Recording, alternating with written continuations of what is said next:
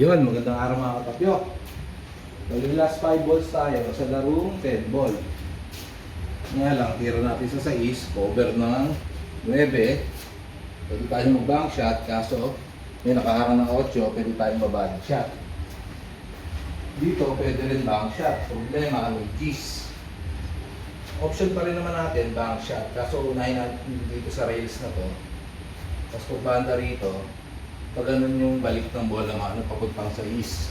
Yun nga lang, kailangan natin mag-pectus, ilalim kaliwa, para maiwasan ng bola mano yung gis dun sa dulo. So ilalim kaliwa tayo dito.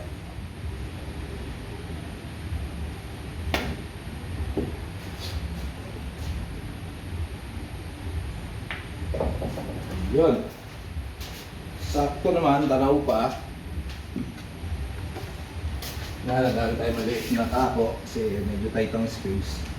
So dito, diretsong tira lang. Pag banda rito, at least pag ano yung bola mano, kailangan natin magkaroon ng angulo para may preparasyon tayo pagdating sa ano. Yun. Parang medyo malakas yata, pero okay lang. At least may angulo. Then tira natin dito kahit gitna lang. Kailangan lang natin bumaba yung bola mano papunta rito sa 9. So kahit gitna lang, pwede na. Ito bumabayin lang natin yung bola mano. Yan. So okay naman. So siguro dito, kung kaya natin paatrasin natin ng konti para lumapit yung bola mano papunta ng is. Kasi medyo diretso. Paatrasin natin ng konti. Kung kaya. Yan.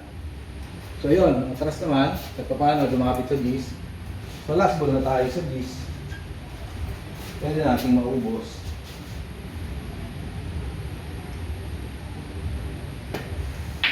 Yun. Dahil natin mga katapyok. Hanggang sa muli. Maraming salamat.